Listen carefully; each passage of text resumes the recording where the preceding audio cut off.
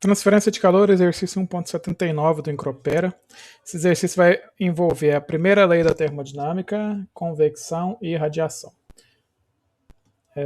Um duto retangular para aquecimento de ar forçado é suspenso a partir do teto de um porão, cujas paredes e o ar estão na temperatura de 5 graus Celsius. Tanto a temperatura do ar quanto a temperatura da vizinhança, das paredes a 5 graus Celsius. O duto tem comprimento de 15 metros e a sua seção transversal é de 350 por 200 milímetros, 350 milímetros por 200 milímetros.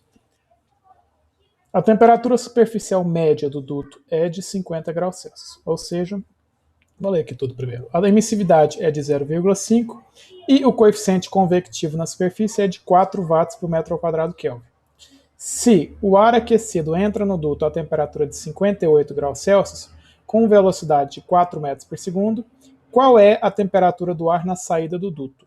Dados: massa específica média do ar, 1,1 kg por metro cúbico, calor específico à pressão constante de 1.008 joules por quilograma Kelvin.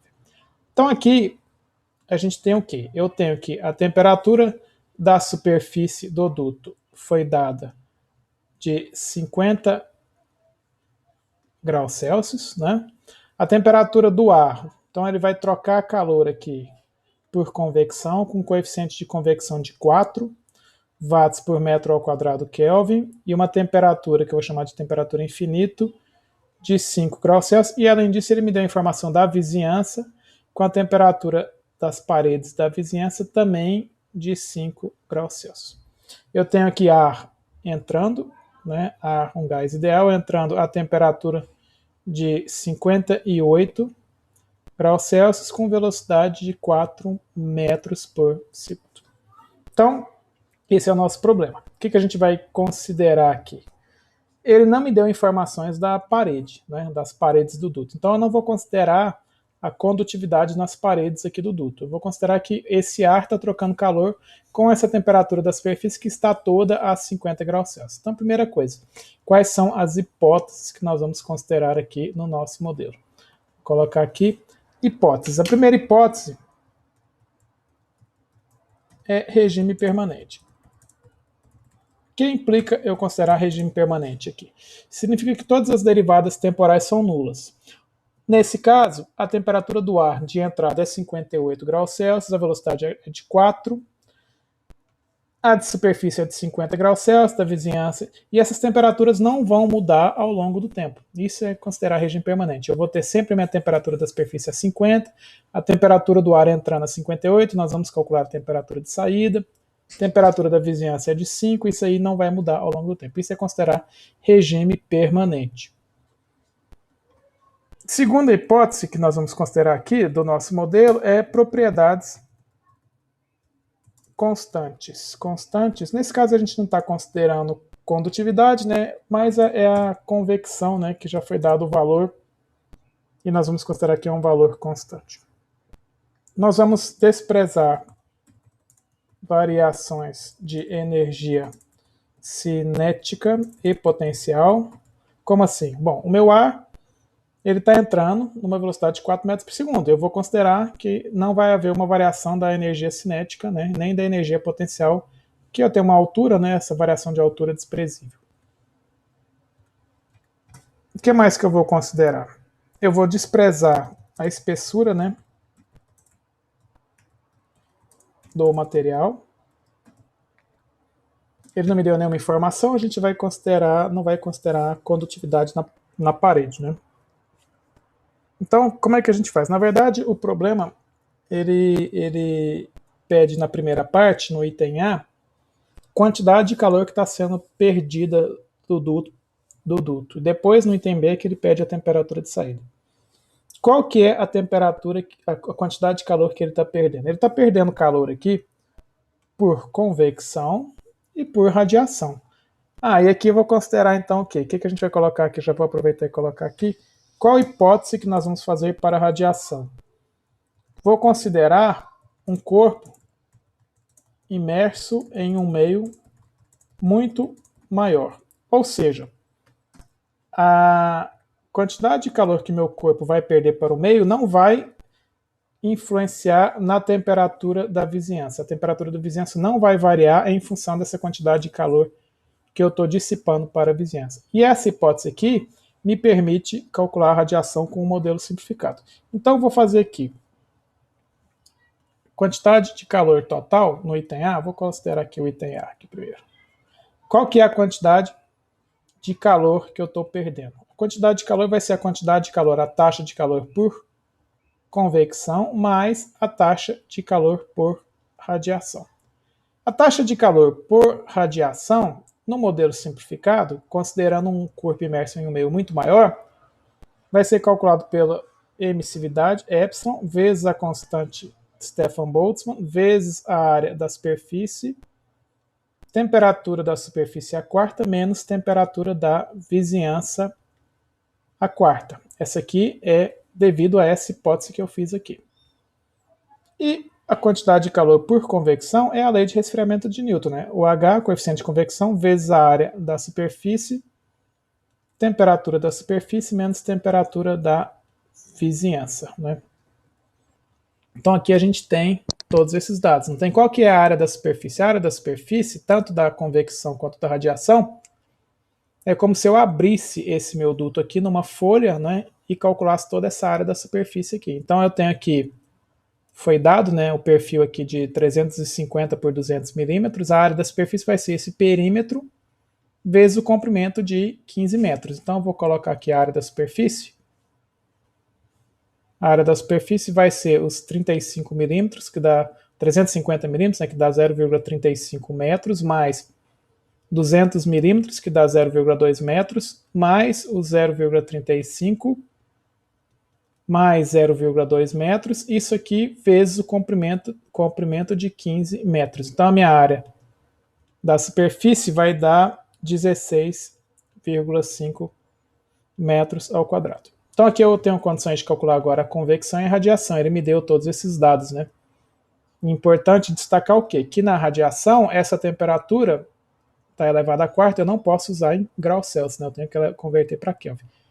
Em convecção, eu posso manter em graus Celsius porque eu estou falando de uma diferença de temperatura. Né? A diferença em graus Celsius ou Kelvin é a mesma. Agora, na radiação, como eu estou elevando a quarta, eu não posso manter isso em graus Celsius. Eu tenho que fazer a conta em Kelvin. Então eu vou calcular aqui separado o calor por convecção e a radiação, porque senão vai ficar muito comprido aqui. O coeficiente de convecção foi dado, que é 4, né? 4 watts por metro ao quadrado Kelvin, vezes a área, que é 16,5 metros ao quadrado, vezes a temperatura da superfície, que é 50, menos a temperatura do ar, que é 5.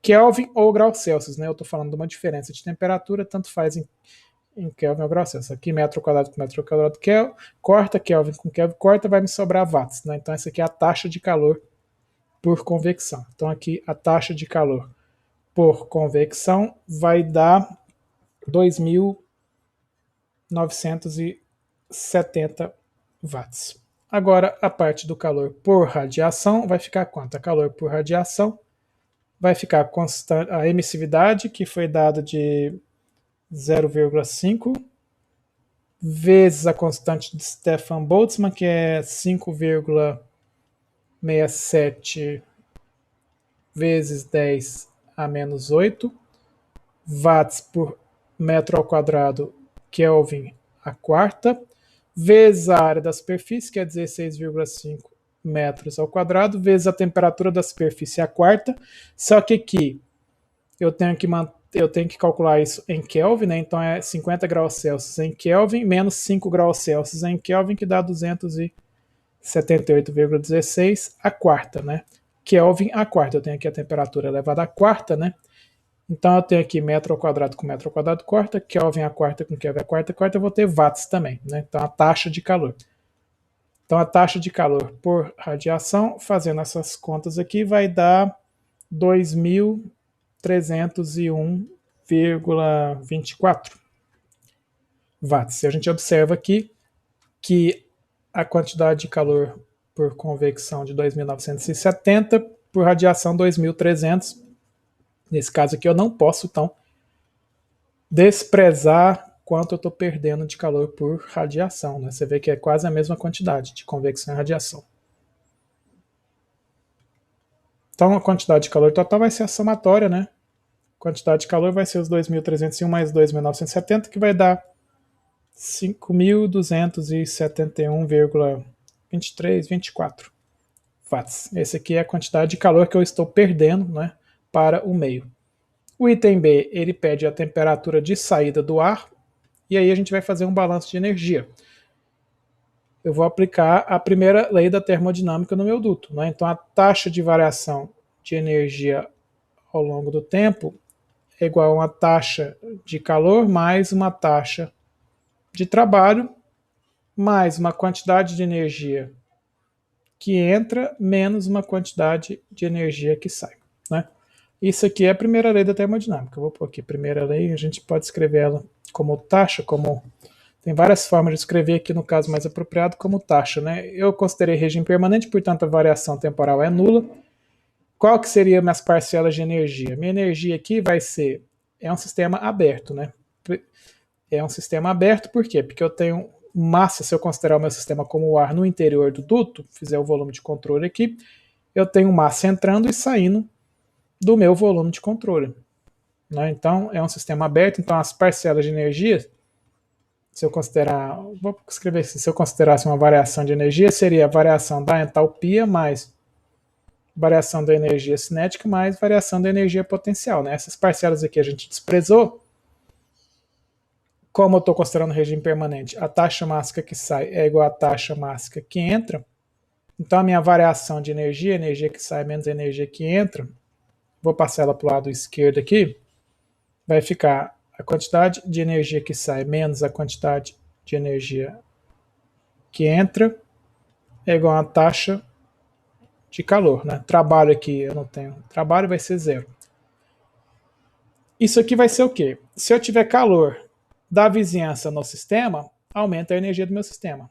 Calor do meu sistema para a vizinhança diminui a energia do sistema. Então, no caso aqui, eu estou perdendo calor, né? Aquele calor que eu calculei vai entrar negativo aqui, porque eu estou perdendo esse calor para o meio. A taxa de energia vai ser a taxa máxima, M ponto, vezes a entalpia de saída, menos a entalpia da entrada. Vai ser igual menos o calor que eu calculei no item A. Vou colocar aqui só como Q ponto, como Q, né, que é essa quantidade de calor de 5.271. Por quê? Porque eu estou perdendo esse calor para o meio, né? Então, como que eu calculo a entalpia aqui? A variação de entalpia para gases ideais eu posso calcular como Cp vezes uma variação de temperatura. Isso aqui para gases ideais, né? Isso aqui é muito importante lembrar. Para gases ideais, as propriedades variam em função da temperatura. Logo, eu vou ter que M ponto Cp, temperatura da saída menos temperatura da entrada, vai ser igual a menos a quantidade de calor que eu calculei no item A, que é a quantidade de calor que ele está perdendo. Então, o que vai ficar? A temperatura de saída vai ser o quê? Vai ser a temperatura da entrada menos a quantidade de calor que eu estou perdendo, dividido por M ponto vezes Cp. Então, a gente observa que a temperatura de saída vai ser menor do que a temperatura de entrada, né? Vai ser a temperatura de entrada menos alguma coisa. Isso aqui é esperado, né? Porque eu estou perdendo calor para o meio. Temperatura de entrada foi dado como sendo de 58 graus Celsius, né? 58 graus Celsius, menos a quantidade de calor, que foi de 5.271,24 watts por M ponto vezes Cp, que é 1.008 joules por quilograma Kelvin. E o M ponto? O M ponto é a taxa máxima. Como é que eu vou calcular esse M ponto? O M ponto vai ser calculado como ρ vezes a velocidade vezes a área. Mas qual área? A área da seção transversal, né? Se eu considerar a área do meu duto aqui, ó, essa área aqui. Então vai ser 350 milímetros vezes 200 milímetros. Essa é a minha área. Não posso confundir essa área com a área da superfície do duto, né? Então o M ponto vai ser dado pelo ρ, que foi dado, 1,1 kg por metro cúbico, vezes a velocidade, que é 4 metros por segundo, vezes a área, que é 0,35 vezes 0,2 metros quadrados. Então, o M ponto vai me dar 0,308 quilos por segundo. Então, aqui agora eu posso substituir aqui e achar minha temperatura de saída. Então, eu tenho aqui a temperatura de saída, é igual a 58 graus Celsius menos 5.271,24 watts por M.0,308 quilos por segundo vezes o CP, que é 1.008 joules por quilograma Kelvin. Isso aqui vai ter unidade de quê? Olha aqui. Joules por segundo dá watts, né? Então joules por segundo é watt, vai cortar. Quilograma com quilograma vai cortar, esse Kelvin vai passar para cima. Então, esse aqui tem a unidade de Kelvin ou graus Celsius, né? Porque eu estou falando de uma diferença de temperatura. Então, posso fazer essa diferença em graus Celsius ou em Kelvin.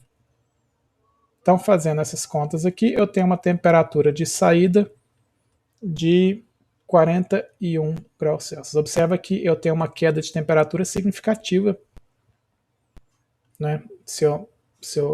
Para eu escoar esse ar nesse duto, né? Então, se eu não puder ter essa quantidade, essa temperatura, essa queda de temperatura, eu vou ter que usar um material isolante, certo? Importante aqui nesse exercício, é interessante porque ele envolve um balanço de energia e ele envolve o conceito, isso aqui muitas vezes os alunos esquecem, de que eu posso calcular para gases ideais a variação da entalpia como Cp vezes a variação da temperatura. E a variação da energia interna como CV vezes a variação de temperatura. Na hora de fazer o balanço de energia, sempre lembrar que se eu estou adicionando calor para o meu sistema, e no caso aqui o sistema eu estou considerando como sendo o ar escoando aqui no interior do duto, calor adicionado da vizinhança para o sistema vai aumentar a energia do meu sistema, e calor fornecido do meu sistema para a vizinhança vai diminuir a energia do meu sistema, que é o que está acontecendo aqui, né? Eu estou perdendo calor para a vizinhança, né? Então a temperatura vai cair aqui de 58 para 41, no caso foi calculado.